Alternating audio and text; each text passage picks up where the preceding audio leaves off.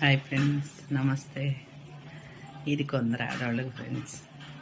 ఆడవాళ్ళు పని చేయాలి, బయటికి వెళ్ళని తెగ ఆరాట పడుతున్నారు ఫ్రెండ్స్.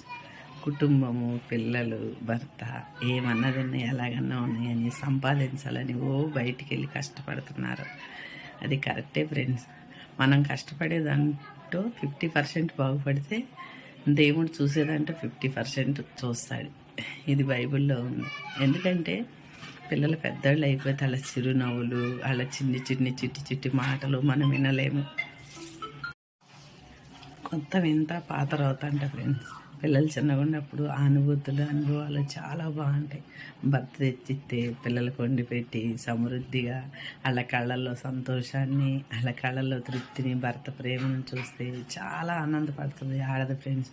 ఇది చూస్తే పైన దేవుళ్ళు కూడా మనల్ని 50% బాగు చేస్తారు, 100%